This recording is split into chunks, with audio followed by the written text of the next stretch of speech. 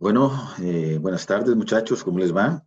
Tengo las 3:05 ya y 16 personas conectadas, entonces vamos a proceder a comenzar porque hoy tenemos que cubrir dos grupos bacterianos que son muy importantes, entonces la clase puede ser eh, un poco condensada para tratar de cubrir toda la materia. Tenemos que ver lo que es bacterias dentro del grupo de las clamidias y bacterias dentro del grupo de los micoplasmas. Como todos están informados, una vez que terminamos la clase, tenemos una sesión de seminario que va a estar siendo guiada por Norman Rojas. Muy bien, en el caso de estos grupos es, bueno, como siempre, cualquier cosa, cualquier pregunta que tengan, lo pueden hacer por el chat aquí de Zoom o por el chat que tenemos en el WhatsApp. Y espero que me estén oyendo todos bien porque estoy utilizando una nueva plataforma, ya no es mi plataforma personal, sino una institucional. Eh, Vamos a ver dos grupos bacterianos, como les mencioné, la clamidia y los micoplasmas, que son bacterias, que son agentes etiológicos bacterianos, pero que por muchos años se creyeron que eran de origen viral. Y particularmente se creían que eran de origen viral por dos características. La primera es que son bacterias que viven exclusivamente de forma intracelular o en un contacto estrecho con células eucariotas. Las clamidias entonces son únicamente intracelulares y los micoplasmas, si bien no son intracelulares, sí viven en un contacto muy estrecho con células eucariotas. Ya lo vamos a ver más adelante, donde evidenciamos ese contacto. Y por otro lado, ambos tipos de bacterias, una de ellas, las clamidias, del todo no pueden crecer en medios de cultivo in vitro.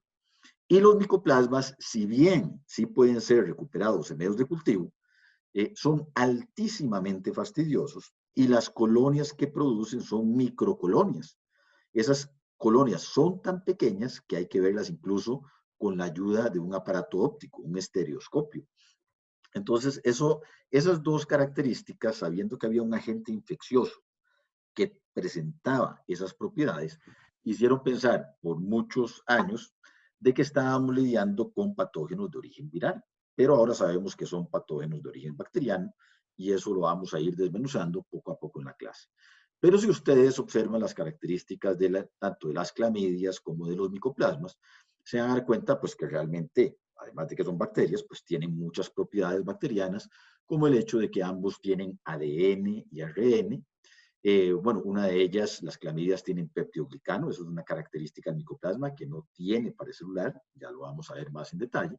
Obviamente ambos tienen ribosomas porque son bacterias y ambos se encargan de producir sus propias proteínas y ambos se reproducen por fisión binaria. Entonces, en realidad, obviamente no son virus, pero por lo que les indiqué anteriormente, se consideró por algún tiempo que sí eran de naturaleza viral. Vamos a comenzar viendo entonces la clamidia. Y la clamidia, como les mencioné, es un patógeno estrictamente intracelular. Ya hemos visto bacterias intracelulares en este curso, tuvimos toda una clase dedicada a ese tipo de bacterias, pero es importante notar que bacterias como Salmonella, como Shigella, como Mycobacterium, como Brucella, que tienen un ciclo intracelular que es esencial para su patogénesis, a pesar de que están muy bien adaptadas a vivir intracelularmente, las podemos recuperar en medios de cultivo in vitro. En el caso de la clamidia, vamos a estar lidiando o vamos a tener claro de que es una bacteria estrictamente intracelular. Eso quiere decir de que no tiene ninguna posibilidad de multiplicarse fuera del contexto de la interacción con la bacteria. Entonces, ese es el primer elemento que es importante y por lo tanto vamos a ver más adelante que vamos a recurrir a estrategias más similares a lo que son las estrategias diagnósticas de virus que las estrategias diagnósticas de bacterias, porque no las podemos recuperar, no las podemos crecer in vitro. Entonces, primero es importante recapitular el ciclo intracelular de esta bacteria, y este ciclo comienza a través de la infección que es mediada por una estructura, por una conformación de la bacteria que se conoce como el cuerpo elemental. Entonces, el ciclo comienza, donde lo ven ustedes acá, que el cuerpo elemental, que es la partícula infecciosa, el cuerpo elemental interacciona con la superficie de la célula, induce su internalización, ingresa a un compartimiento rodeado por membrana, y en ese compartimiento el cuerpo elemental se transforma, sufre una conversión morfológica y una conversión bioquímica, se convierte en el cuerpo reticular. Y el cuerpo reticular va a ser la forma replicativa. Entonces, mientras el cuerpo elemental es infeccioso, el cuerpo reticular es replicativo. Entonces, el cuerpo reticular, la bacteria se convierte en el cuerpo reticular, comienza a multiplicarse, se multiplica en grandes cantidades, de tal manera que forma una estructura o un compartimiento particular en el interior de la célula eucariota que se conoce como cuerpo de inclusión. Y este término de cuerpo de inclusión es un término comúnmente utilizado en el campo de la virología. Hay muchos virus que, como estrictamente tienen un ciclo de vida intracelular, durante su proceso de multiplicación intracelular también forman cuerpos de inclusión. Entonces vean el paralelismo entre virus y bacterias con un ciclo de vida estrictamente intracelular. Entonces, la multiplicación exhaustiva de los cuerpos reticulares genera este cuerpo de inclusión y eventualmente dentro de este cuerpo de inclusión hay una reconversión. Hay una reconversión de los cuerpos reticulares que se convierten de nuevo en cuerpos elementales que son infecciosos. De manera que cuando la bacteria, cuando la célula eucariota se lisa por la multiplicación exhaustiva de la clamidia, se liberan los cuerpos elementales que dan lugar a un nuevo ciclo infeccioso y se reinicia todo el ciclo de vida en el interior de la célula eucariota. Muy importante considerar esto, que el ciclo de vida se da en células no ciliadas columnares. ¿Y por qué es importante esto? Bueno, porque si este ciclo de vida se da en ese tipo de células, que son células que se encuentran en la conjuntiva, son células que se encuentran en ciertas partes del tracto respiratorio superior, son células que se encuentran en el tracto genitourinario, ya nos vamos dando cuenta o nos vamos dando idea del tipo de localizaciones anatómicas que pueden ser afectados por estas bacterias. Entonces, el tipo de célula blanco y la localización de esa célula blanco nos va a hablar de la localización anatómica, donde la clamidia va a producir enfermedad, en lugares como la conjuntiva, el tracto respiratorio, el tracto urogenital e incluso el tracto rectal. Muy bien. Muy importante desde el punto de vista del ciclo de vida es que es una bacteria que tiene la habilidad de inhibir la fusión con lisosomas. Entonces, en este compartimiento rodeado por membrana, la bacteria se multiplica de una manera agradable, como se inhibe la fusión de lisosomas. Ya vimos en la clase de vida intracelular cómo es fundamental inhibir esa fusión para que la bacteria no sea degradada. Entonces, esta es una de esas bacterias que reside en una vacuola y interrumpe el tránsito endocítico normal para evitar la fusión con el lisosoma. Eso es fundamental dentro de su ciclo de vida. Muy bien, muy importante, esta es una bacteria que está filogenéticamente relacionada a las bacterias gram negativas y como tal, entonces dentro de su estructura, van a recordar ustedes del curso de bacteriología general, es una bacteria que posee una membrana externa. Y como tal, en esa membrana externa va a tener tanto lipopolisacárido como proteínas de membrana externa. Y esto es importante desde el punto de vista de estructura bacteriana, entender qué tipo de bacteria es, pero también es fundamental porque tanto el LPS como las proteínas de membrana externa son determinantes antigénicos particulares y específicos, ya sea por el género o por especies particulares, que pueden ser utilizados como herramientas diagnósticas. ¿Por qué?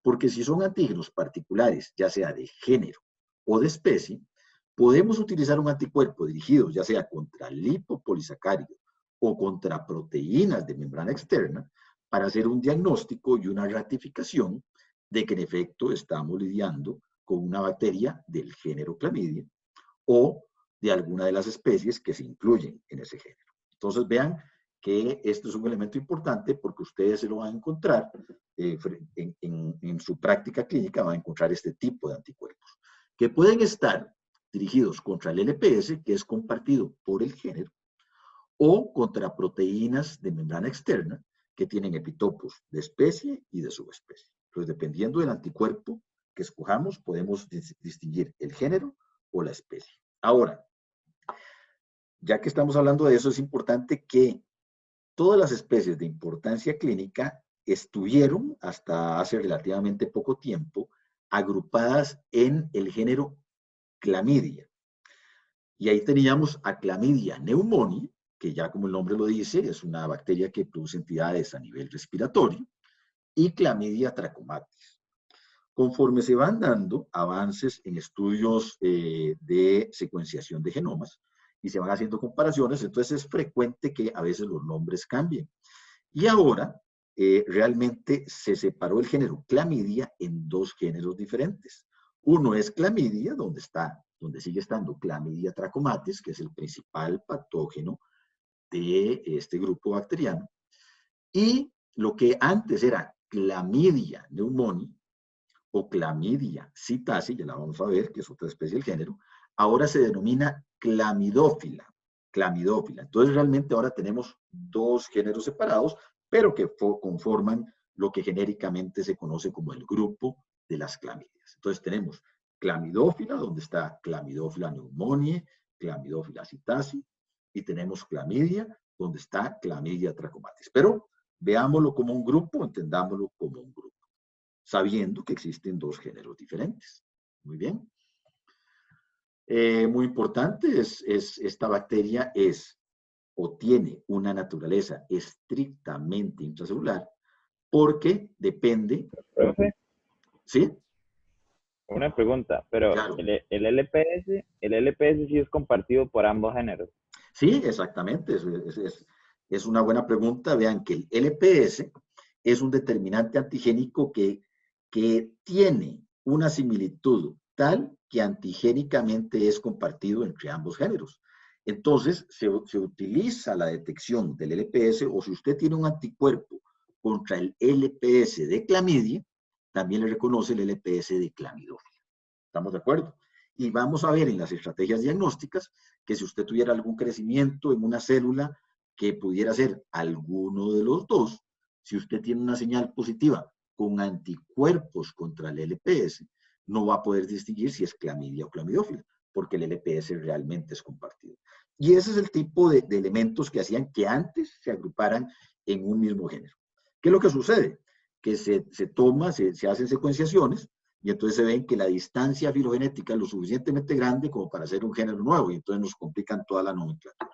Eso sucede de forma bastante frecuente en la bacteriología. De repente uno se acostumbra por muchos años a conocer un género y de repente se lo cambian. Por ejemplo, yo he trabajado por varios años o décadas con Clostridium difficile y ahora se les ocurrió ponerle Clostridioides. Entonces le complica a uno un poco el panorama, ¿verdad? Pero eso es frecuente. Muchas gracias por la pregunta. Excelente que hagan preguntas por acá. Me parece muy bien. Gracias, profe. Gracias a vos por la pregunta. Muy bien. Entonces, seguimos. Vean que estas son las tres especies más importantes que ya los mencioné. Clamidia trachomatis, del género Clamidia, y Clamidófila psittaci y Clamidófila pneumoniae, del género Clamidófila. Cosas importantes acá, bueno, la inclusión puede variar y cuando hablamos de la inclusión, estamos hablando del cuerpo de inclusión que se forma después de la replicación de la bacteria en números exponenciales en el interior de la célula eucariota, eso puede variar, pero no es una característica que desde el punto de vista diagnóstico clínico vayamos a utilizar mucho.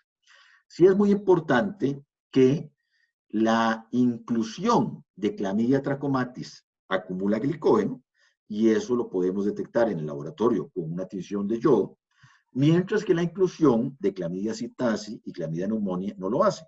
Entonces ahí tenemos una característica patognomónica o definitiva a la hora de hacer el diagnóstico. Otra propiedad muy importante es el número de serovariedades. Vean que Clamidia trachomatis tiene 15 serovariedades diferentes. Recuerdan ustedes que vimos esta misma semana que Haemophilus influenza encapsulado, presenta 6 serotipos diferentes. Bueno, Clamidia trachomatis tiene 15 serovariedades diferentes. Y esto es importante, no solo desde el punto de vista de diferenciación en el laboratorio, de que hay una serovariedad, sino que vamos a ver más adelante que cada una de esas serovariedades produce cuadros patogénicos diferentes. Es muy importante tomarlo en cuenta. Por el otro lado, la Clamidia pneumoniae va a tener una sola serovariedad. Y estoy hablando de la Clamidófila pneumoniae, perdón. Clamidia trachomatis y Clamidófila pneumoniae como los principales patógenos que nos interesan porque son los patógenos de humanos. Tenemos Clamidófila citasi, que es un patógeno de aves que eventualmente puede transmitirse al ser humano. ¿En qué panorama? Por ejemplo, que ustedes tengan algún ave de colección en la casa, que puede ser una lora, por ejemplo, que la lora se infecte y que ustedes por estar en contacto con la lora se les pegue este tipo de entidad. Entonces es una zoonosis. Por el contrario, Clamidia trachomatis y Clamidófila pneumoniae van a ser patógenos estrictamente de humanos. Muy bien. Recuerden entonces que les mencioné en el caso de Clamidia trachomatis, que va a ser el patógeno que más nos va a interesar. En el caso de Clamidia trachomatis, que hablamos de que tiene 15 serovariedades. Entonces vean que va a tener serovariedades que van de la A la J y después 3 serovariedades L. Entonces tenemos A, B, C, de la D a la J y después la L. Y vean cómo esas serovariedades que tenemos ahí van a producir entidades clínicas diferentes, muy diferenciables. Entonces es importante saber que no todas las clamidias trachomatis van a estar produciendo exactamente el mismo tipo de entidad clínica, sino que unas serovariedades producen una entidad clínica, mientras que otras serovariedades producen otra entidad clínica. Es un concepto muy bonito y muy interesante. Véanlo acá, por ejemplo. Las serovariedades A, B y C van a producir una entidad que se llama tracoma. Ya lo vamos a ver. Las serovariedades de la D a la J van a producir una serie de problemas clínicos a nivel de tracto genital y son de transmisión sexual. Entonces, aquí tenemos el principal conjunto de enfermedades de transmisión venérea producidas por Clamidia trachomatis, que por cierto es uno de los principales patógenos de este tipo de transmisión. Pero vean que tenemos una serie de síntomas, de síndromes, de entidades clínicas que pueden producir. Puede producir uretritis, cervicitis, albigitis, etcétera, dependiendo del sitio anatómico donde se están multiplicando y la complicación que produzca. ¿Ok? Por otro lado, tenemos las serovariedades L1, L2 y L3, que también son de transmisión sexual, que producen una enfermedad venérea, pero es una enfermedad muy bien delimitada en sus signos y síntomas, que es lo que se llama el linfogranuloma venéreo, que es una entidad que, un análogo a lo que vimos en la clase de Hémofilos Ducreye, que producía el chancro blando. Entonces tenemos un evento similar. Aquí tenemos la entidad, una entidad particular que se llama linfogranuloma venéreo. Entonces vean cómo tenemos un espectro muy amplio de enfermedades que pueden ser producidas por Clamidia trachomatis. Por otro lado, tenemos Clamidófila pneumoniae con una sola serovariedad y que produce entidades a nivel de tracto respiratorio superior, superior e inferior. Puede producir faringitis, sinusitis y bronquitis en la parte superior del tracto respiratorio, o si progresa a lo largo del tracto respiratorio puede llegar a producir neumonía, que es una neumonía tipo ambulatorio, que ya vamos a ver más adelante de qué se trata. Por su lado, Clamidófila citasi tiene 10 serovariedades diferentes y producen un síndrome respiratorio asociado a el contacto cercano con aves, que se conoce como citacosis. Entonces vean el espectro clínico del que estamos hablando. En el caso, vamos a comenzar con el tracoma, que fue el primero que vimos y que es producido, recordemos, por los serotipos A, B y C. El tracoma, producido por Clamidia trachomatis, va a producir a nivel ocular este tipo de presentación. ¿Qué es lo que sucede? La Clamidia trachomatis de estos serotipos, de estas 0 variedades, va a ser transmitida por lo que se conocen por fomites, o sea, por basuras, detritos, que puede ser transmitidas incluso por insectos, ¿verdad? Una mosca, por ejemplo, que se pose sobre un material infectado y luego se pose en otro tipo de material, puede transmitir este tipo de partículas infecciosas, que si le llegan a uno, a la región ocular, le puede generar una conjuntivitis y generar una inflamación crónica de la conjuntiva de una manera, como dice la palabra, crónica, de una manera persistente. Esa inflamación crónica de la conjuntiva genera que se dé una invaginación de las pestañas. Entonces, primer paso, conjuntivitis. Segundo paso, invaginación de las pestañas. Y esa invaginación de las pestañas genera que ese roce permanente de las pestañas con la región ocular genere una ulceración a nivel de la córnea. ¿Estamos de acuerdo? Asociada a un bloqueo de lacrimales. Entonces, vean ustedes cómo va progresando esta enfermedad y ustedes pueden intuir rápidamente que si uno tiene una inflamación en la conjuntiva que le genere una invaginación de las pestañas y que usted requiera que esa laceración se genere por cierto número de semanas y de meses para que usted tenga una ulceración en la crónica, estamos hablando de una presentación clínica que no va a progresar a esos niveles en países que tienen un sistema de salud avanzado como el nuestro. Entonces, no es muy común que este tipo de infección primero se presente porque tenemos buenas condiciones higiénicas. Vean que es una entidad que se transmite por fomites, entonces con buenas condiciones higiénicas se puede controlar. Y si se presenta, es una entidad fácilmente tratable. ¿Por qué? Porque con una pequeña cirugía y obviamente con un tratamiento de antibióticos, usted erradica la Clamidia trachomatis y entonces elimina todo el problema. Sin embargo, en países que no tienen un buen sistema de salud, este tipo de presentaciones ocurre de manera frecuente, no se trata, entonces la gente pasa con esa laceración continua en la córnea y esta, en países con malos sistemas de salud, se constituye en la primer causa de ceguera por origen infeccioso en el mundo, lo cual es algo increíble. Uno en un país como Costa Rica no pensaría que este tipo de cosas se pueden dar, pero se da. Entonces, ¿entiende? Este es el tipo de presentación de fisiopatología que puede llegar a una consecuencia tan seria como lo sería una ceguera, ¿ok?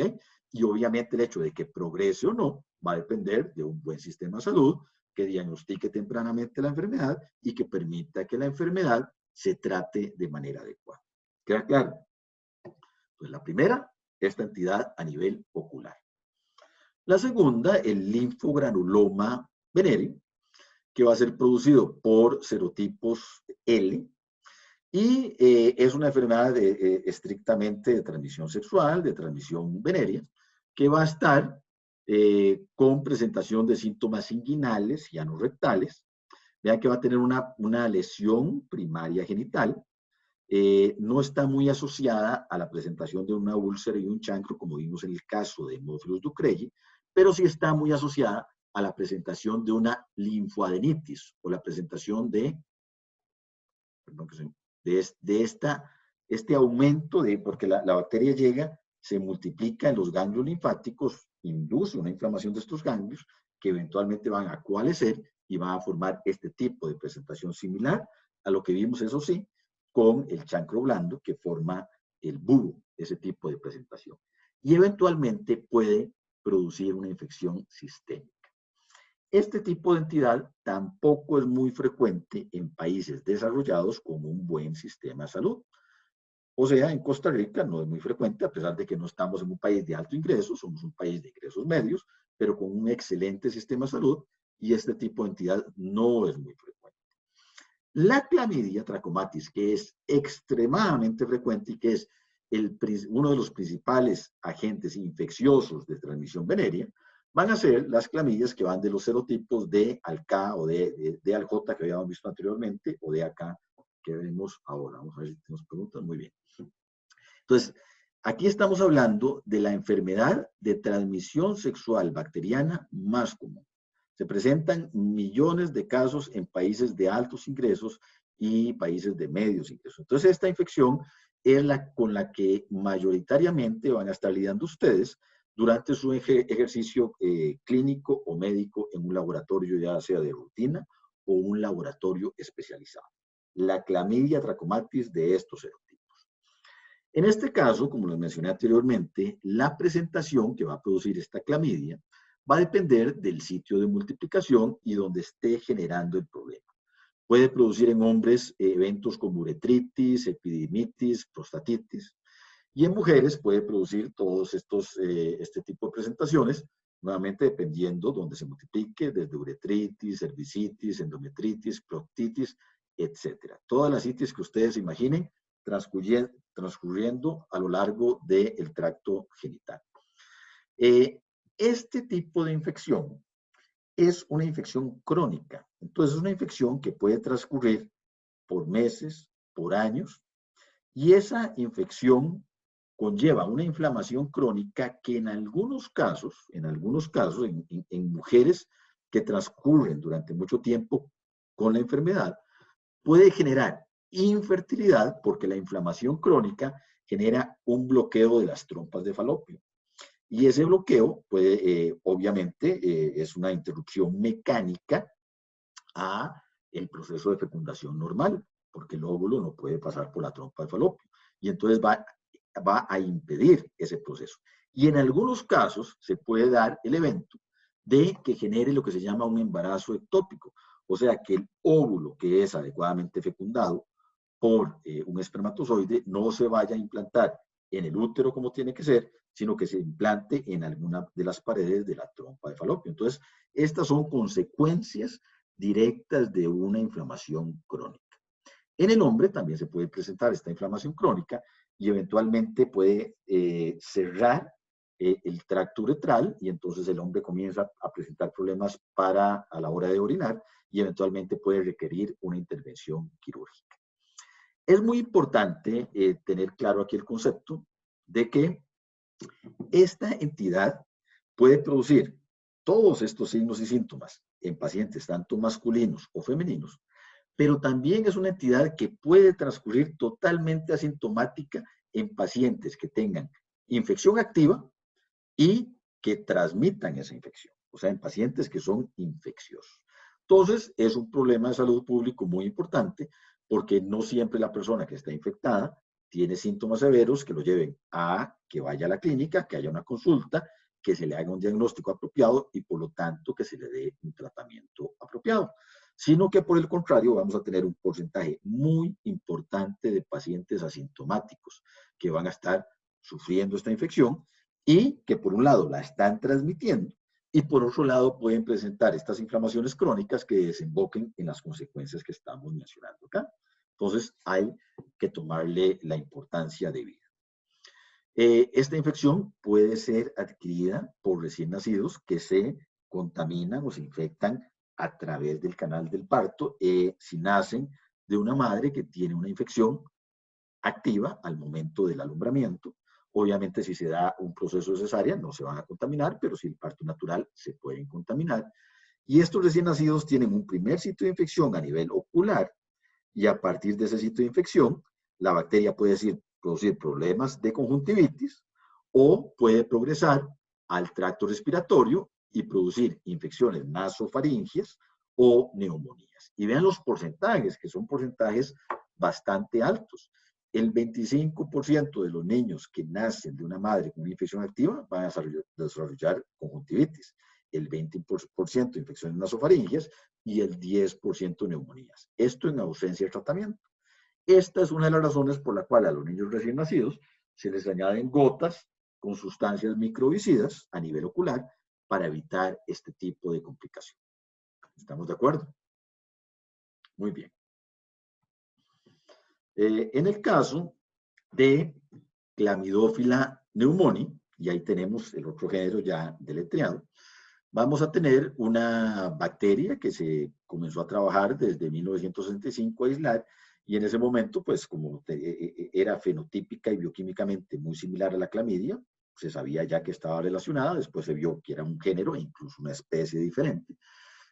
pero esta se empezó a aislar de infecciones respiratorias principalmente.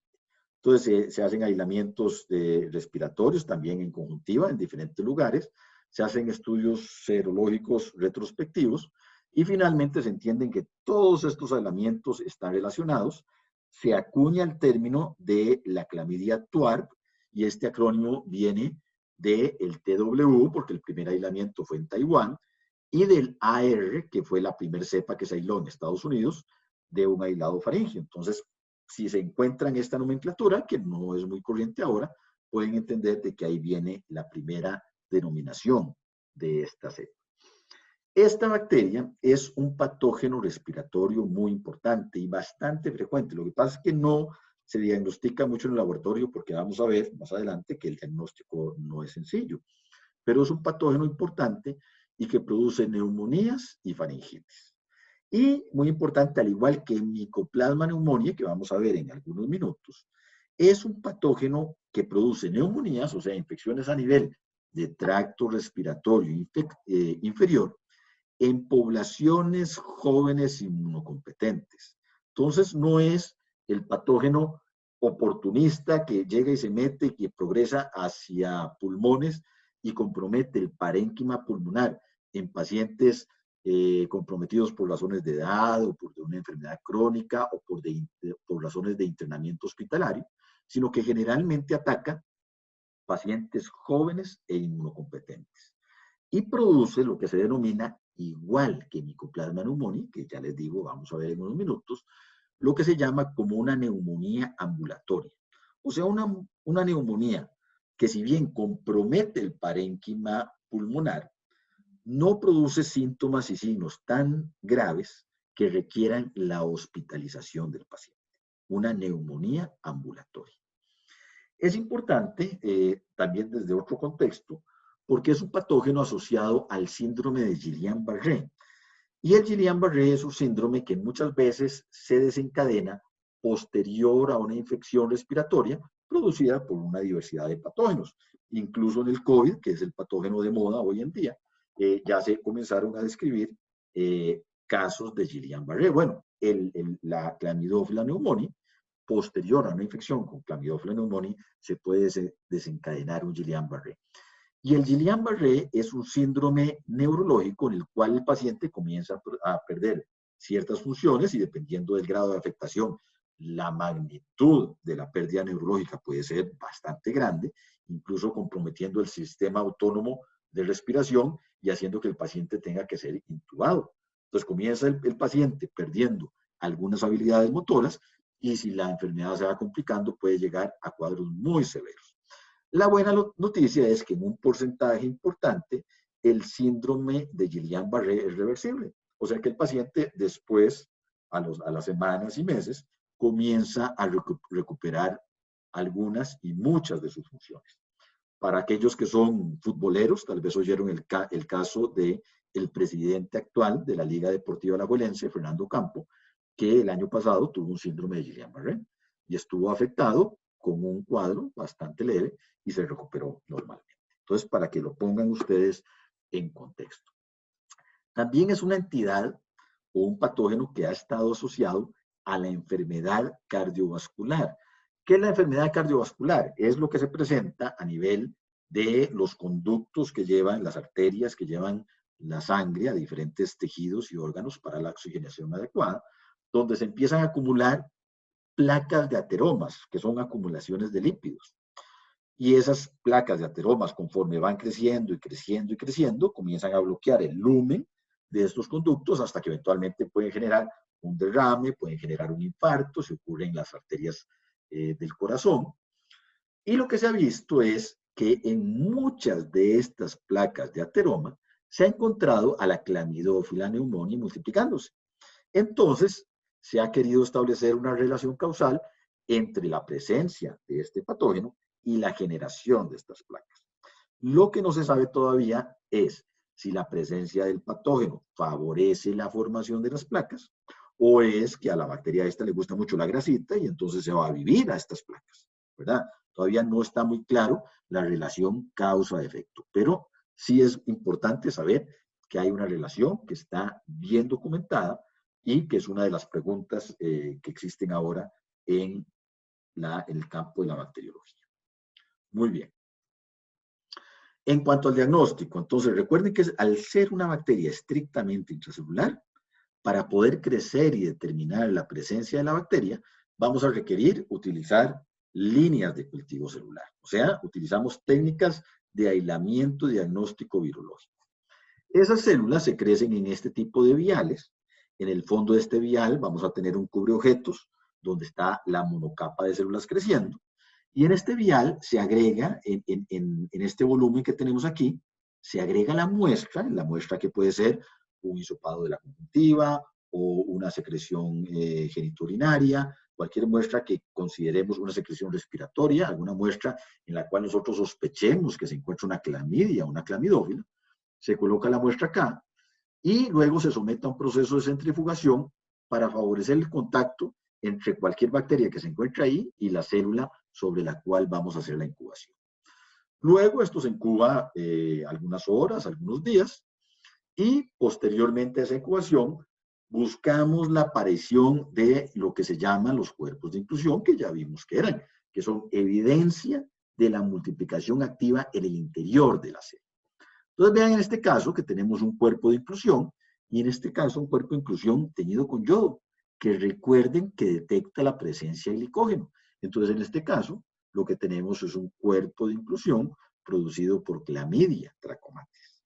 ¿Estamos de acuerdo? Entonces es la misma estrategia de crecimiento en un cultivo, que es colocar sobre una superficie en la que crezca la bacteria y posteriormente buscar evidencia del crecimiento de la bacteria a través de la aparición de cuerpos de inclusión o incluso, vean, un cuerpo de inclusión teñido con otro tipo de tinción, o los podemos tratar de detectar mediante inmunofluorescencia.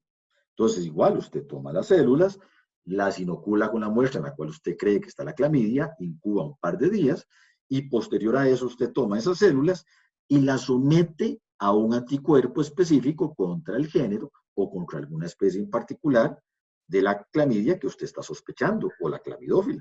Y si usted tiene una señal positiva, entonces usted ratifica que en la muestra, en efecto, había una bacteria perteneciente a alguno de estos géneros. Como bien hizo la pregunta el compañero anteriormente, si utiliza un anticuerpo contra el lipopolisacárido, usted sabe que tiene clamidia o clamidófila, pero si usted utiliza un anticuerpo contra alguna de las proteínas de membrana externa que sea específica de especie o de variedad, va a saber exactamente el tipo de clamidia que tiene. Entonces, primer elemento diagnóstico es tomar la muestra, inocularla sobre células, incubar y después detectar si creció o no la bacteria. Otra segunda estrategia diagnóstica es la detección directa en la muestra. ¿Recuerdan el concepto de examen directo? Tomamos una muestra, por ejemplo, líquido cefalorraquídeo, lo colocamos en una lámina y le hacemos una tinción. Bueno, podemos hacer algo parecido con muestras en las cuales sospechamos que hay clamidia. Pensemos en clamidia trachomatis, por ejemplo, una muestra ocular. La podemos tomar, colocarla directamente la muestra sobre una lámina y hacerle una inmunofluorescencia, nuevamente con anticuerpos contra el lipopolisacárido a nivel de género o anticuerpos contra proteínas de membrana externa para ver especies y serovariedades. Entonces, colocamos en la lámina muestras de la conjuntiva, muestras respiratorias, si estamos sospechando de Chlamydophila pneumoniae, o muestras de secreciones uretrales o cualquier tipo de muestra de tracto genitourinario en el cual consideremos que hay una multiplicación de la clamidia, se coloca sobre el portaobjetos, se realiza una inmunofluorescencia y vamos a detectar si hay presencia o no de multiplicación de la bacteria a ese nivel. Entonces tenemos primero el crecimiento de líneas celulares, segundo la inmunofluorescencia directa, que son estrategias pues que requieren de ciertas capacidades particulares de laboratorio. Ahora, realmente lo que está mucho en boga es el diagnóstico molecular. Usted puede tomar cada una de esas muestras y someterlas a un proceso de amplificación particularmente PCR en tiempo real, que luego se ratifican por procesos de hibridización molecular, en el cual usted también puede detectar la presencia o no de la bacteria.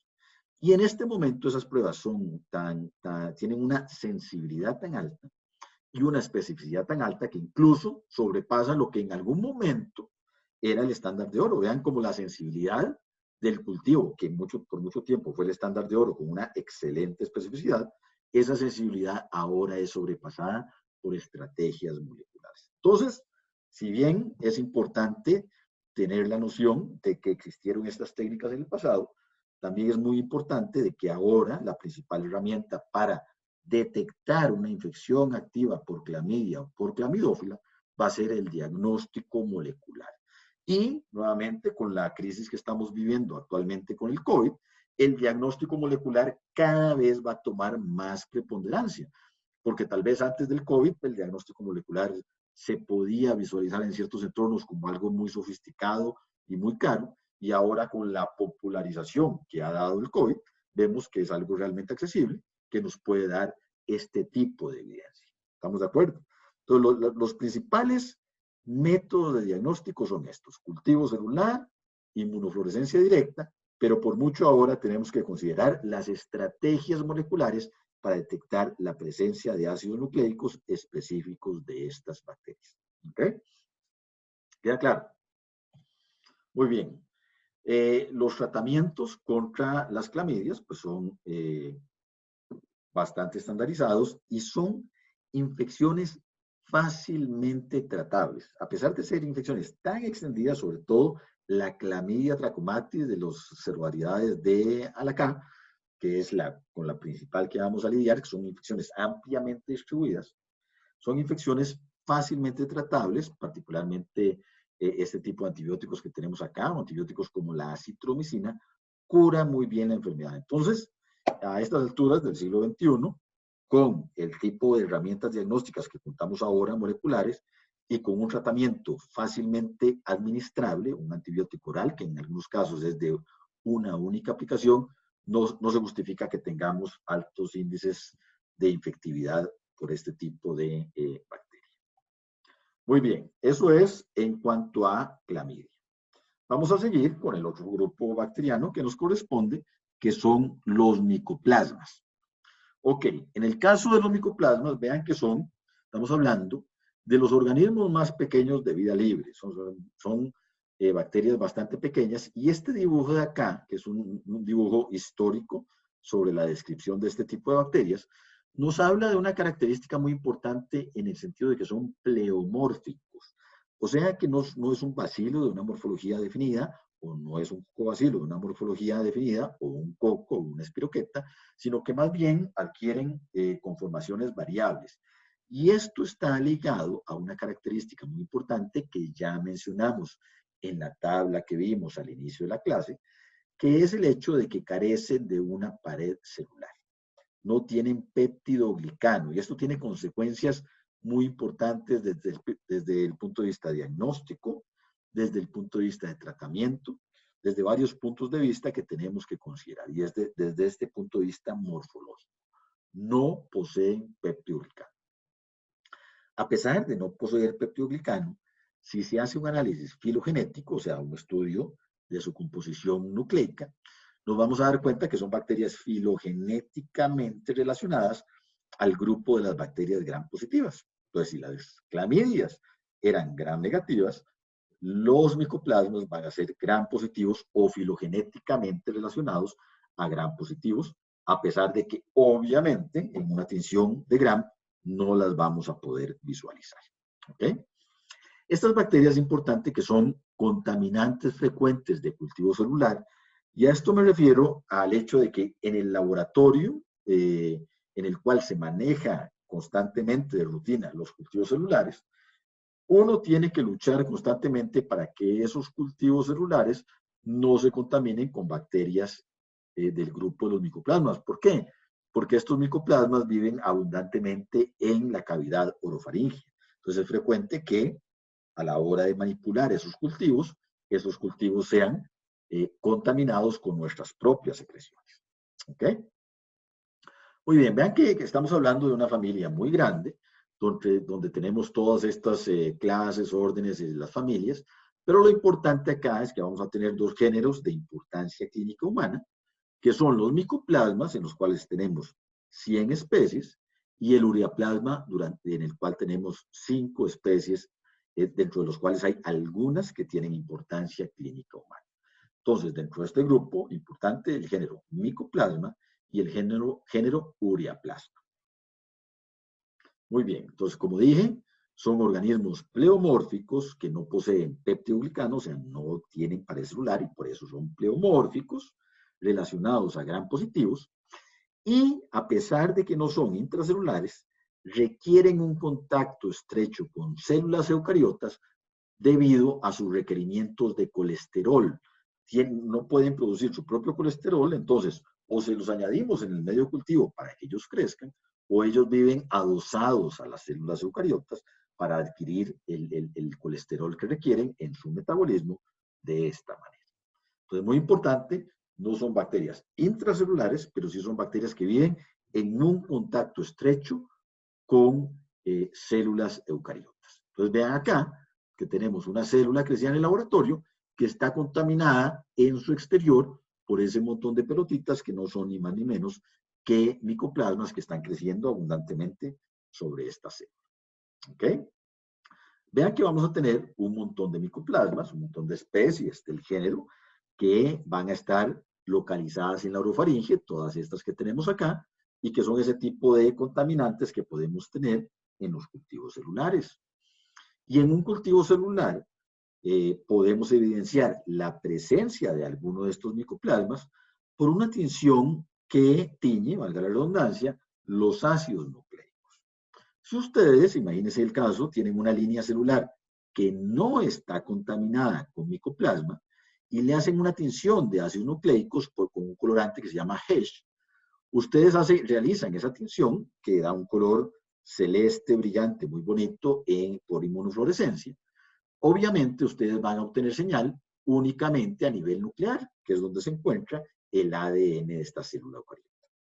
Por el contrario, si ustedes tienen una línea celular que está contaminada con micoplasma, van a tener señal positiva en el núcleo de esa célula, pero también van a tener un montón de señal positiva en el citoplasma de esa célula, donde no se tienen que encontrar ácidos nucleicos. La presencia de una señal positiva por este tipo de colorantes en citoplasma es una evidencia relativamente fuerte de la presencia de contaminación de micoplasma en este tipo de estrategia de laboratorio, lo que son los cultivos celulares. Entonces vean que es una estrategia de control de calidad de los cultivos celulares, no es una estrategia diagnóstica, no es algo que utilizamos en el laboratorio para ver si una persona tiene infección o no por un micoplasma. ¿Por qué? Cualquier muestra que tomemos de la orofaringe va a tener micoplasma. Es una estrategia de control de calidad de las líneas celulares que tenemos en el laboratorio. Eso es importante tomarlo. Muy bien. En cuanto a el tipo de enfermedades y el espectro de enfermedades que van a producir estas bacterias. Bueno, primero que nada, son bacterias y vamos a ir viendo los principales patógenos, pero uno de los principales es el Mycoplasma pneumoniae. Mycoplasma pneumoniae. Y el Mycoplasma pneumoniae va a producir una infección a nivel respiratorio.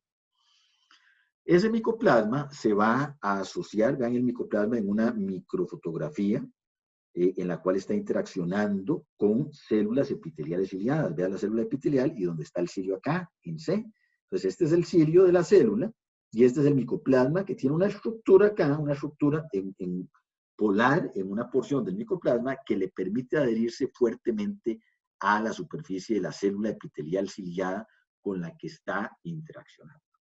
Entonces, el micoplasma se asocia fuertemente a la superficie de esa célula y va a producir ciliostasis. ¿Qué es ciliostasis? Parálisis del cilio. Entonces recuerden que el cilio era importante para extraer el moco que estaba atrapando las partículas pequeñas que quieren progresar a lo largo del tracto respiratorio. Entonces, si el cilio se paraliza, eso nos hace susceptibles a infecciones secundarias. Genera también inflamación crónica. Hay una respuesta inmunológica muy fuerte que genera una inflamación en todo ese epitelio respiratorio. Y también citotoxicidad. Entonces, la misma célula epitelial ciliada eventualmente puede afectarse y puede morir. Y vamos a tener el siguiente panorama. Vean ustedes un epitelio ciliado normal. Vean qué bonito es, donde se ven todos los cilios que ejercen la función que ya hemos mencionado en clases anteriores.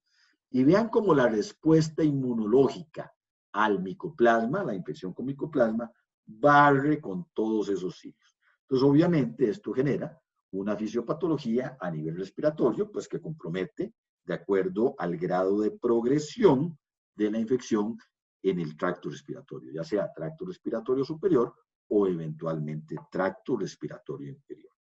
Muy importante entonces que la patogénesis, si bien es desencadenada por la unión, por la adhesión del micoplasma a la superficie de la célula, la patogénesis en gran medida está determinada por la respuesta inmunológica del hospedero. A cómo responde el hospedero, así es que va afectándose el epitelio. Muy bien, en el caso de Mycoplasma pneumoniae, vean que vamos a tener un espectro de infecciones a nivel respiratorio. Y ese espectro depende de la profundidad en el tracto respiratorio. Ya la otra semana, creo que el miércoles, después de que ustedes tengan examen, creo que el martes, el miércoles vamos a ver infecciones a nivel del tracto respiratorio. Pero les puedo adelantar que podemos tener infecciones a nivel de tracto respiratorio superior, entonces que la infección se nos quede a nivel de una faringitis, que progrese un poquito, que sea una bronquitis, o eventualmente que la infección comprometa el parénquima pulmonar y genere una neumonía. Ven acá como se observan ya opacidades en el parénquima pulmonar y entonces ya el lumen de los pulmones está comprometido y entonces ya vamos a tener un cuadro de neumonía. Vean que es una bacteria que no es comensal. ¿Qué significa esto? Que el Mycoplasma pneumoniae, a pesar de que nuestra orofaringe está tapizada de un montón de micoplasmas, el Mycoplasma pneumoniae no es uno de ellos. Entonces, siempre que estemos en contacto con Mycoplasma pneumoniae, estamos hablando de un patógeno primario y vamos a estar infectados y se nos puede producir una enfermedad, aunque en muchos casos transcurre de forma asintomática. Vean que es una neumonía bastante frecuente. Hasta el 20% de las neumonías en la comunidad pueden ser producidas por Mycoplasma pneumoniae.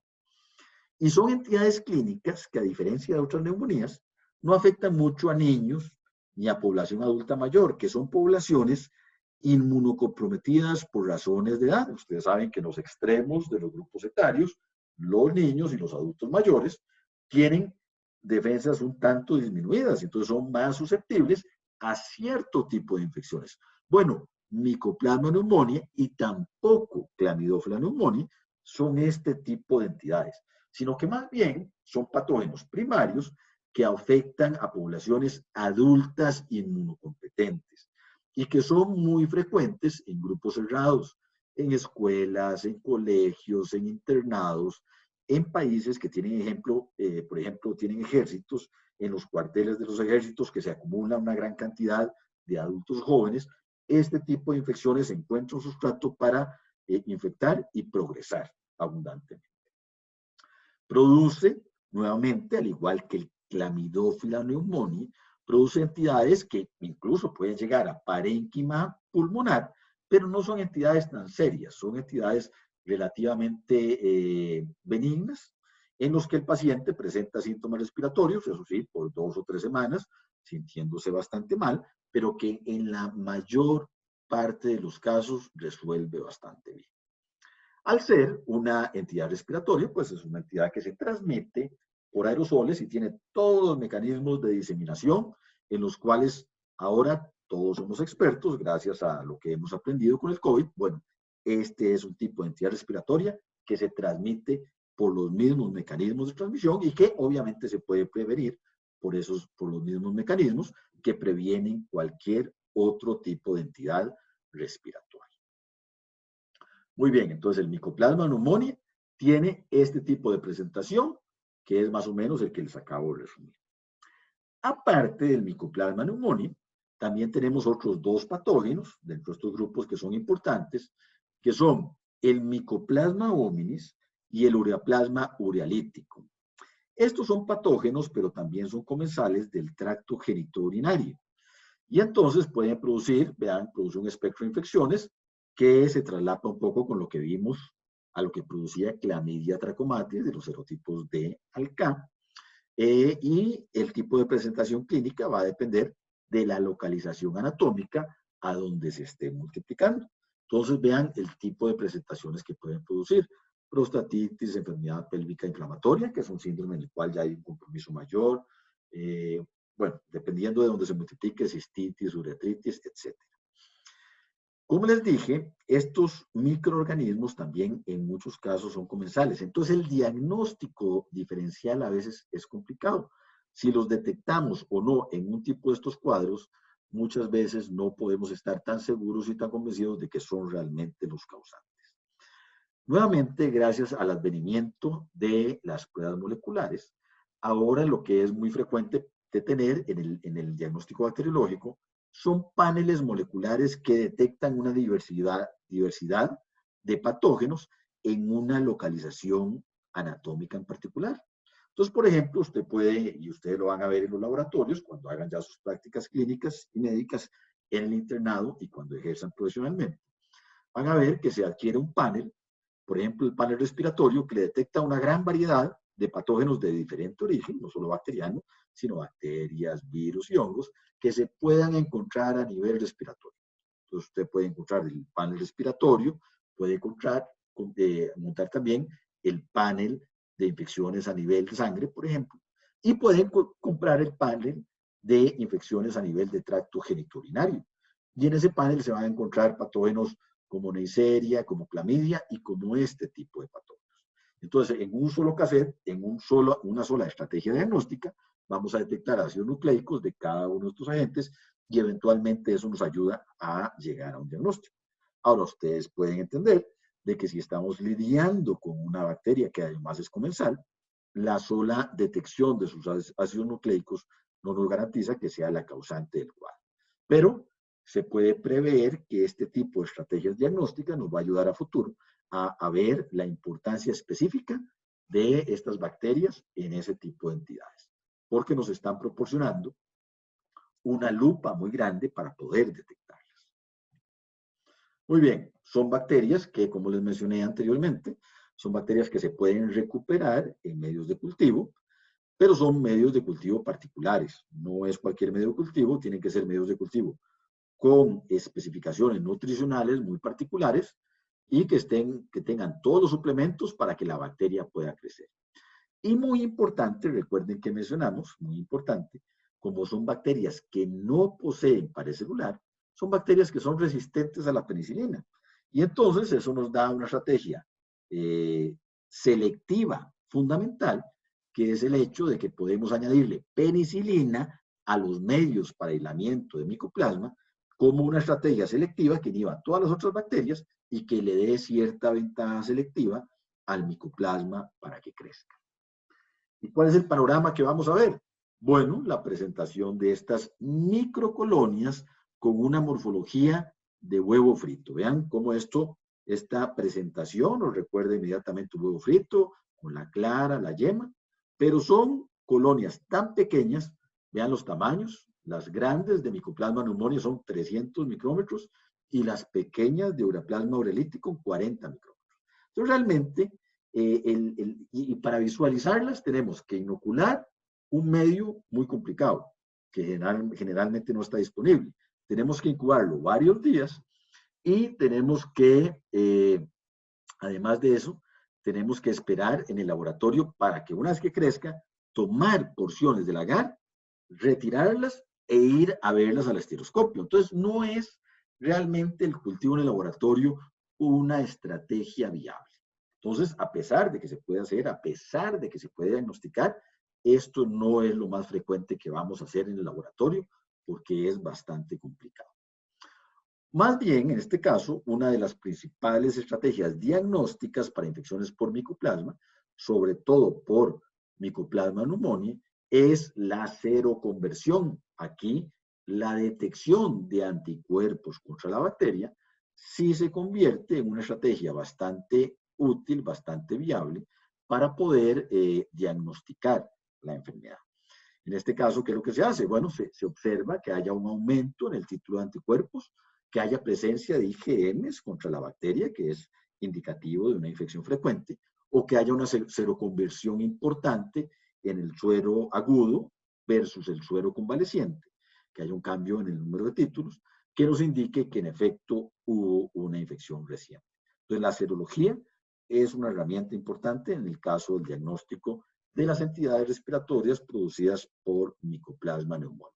En el caso de las infecciones producidas por Mycoplasma hominis y por Ureaplasma uralítico, consideremos también dentro de este panel, entonces, la detección molecular de ácidos nucleicos que les mencioné anteriormente, porque ambas bacterias vienen incluidas en muchos de los paneles de detección de ácidos nucleicos a partir de muestras del tracto genitourinario. Muy bien. En cuanto al tratamiento, bueno, generalmente son infecciones autolimitadas, pero se pueden administrar algunos antibióticos como eritromicina y tetraciclina que, si bien no curan la infección, pueden acortar el curso de la enfermedad. Y es una entidad, pues por la naturaleza tan fastidiosa de las bacterias que la producen, ante la cual generalmente no se realizan pruebas de sensibilidad a los antibióticos. Entonces, esta no va a ser una estrategia común en el diagnóstico de este tipo de enfermedades. Muy bien, con eso terminamos lo que corresponde a la clase de hoy. Estaríamos ahí. Voy a escribir en el chat del grupo de bacteriología médica para indicarles a Carlos, a Norman y a Pamela que ya se puedan reunir. Y mientras tanto, si tienen alguna pregunta o duda, me la pueden hacer saber por este medio. ¿Ok?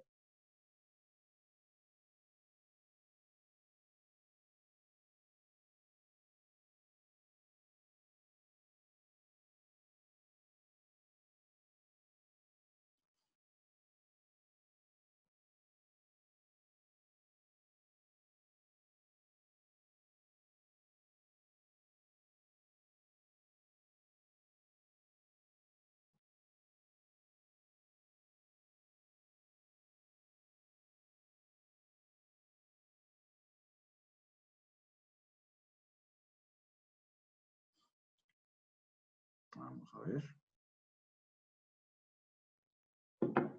Ya les mandé el mensaje y entonces vamos a esperar a que se conecten los compañeros. Mientras tanto, voy a ir cerrando esta presentación.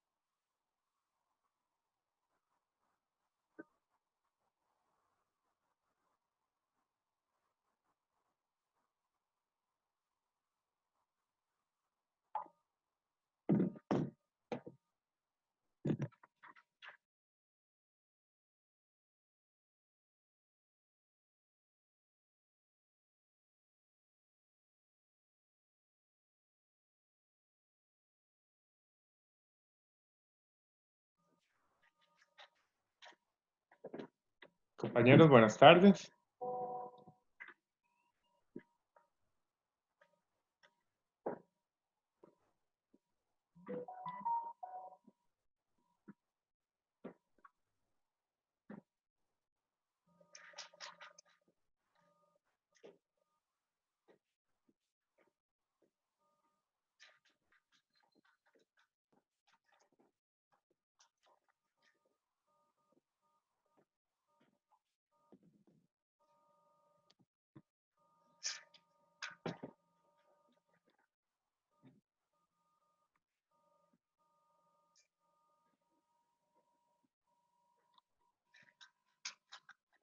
Compañeros, buenas tardes, ¿me escuchan?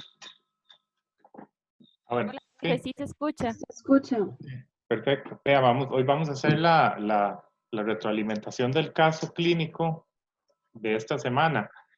El moderador es Norman, entonces démosle un chance para que se conecte, pero mientras tanto, ¿cómo van con el examen? Estudiando. Ahí está Norman, ya ahorita. También. Buenas, ¿cómo están? Eso, Norman. ¿Cómo les va? Listo, ya te pasé la moderación. Ok, qué The floor manera. is yours. Quería salir rápido. Dale, suerte. Pero ¿estamos en recreo o ya es para arrancar? Carlos, arrancamos ya. Yo creo que ya estamos, sí. O Una estamos vez. en pausa, ¿no? Perfecto, arranquemos. Pausa activa. Ujú, ujú. Muy bien. Bueno, entonces les voy a compartir acá el documento. Déjenme ver por dónde lo tengo. Mm.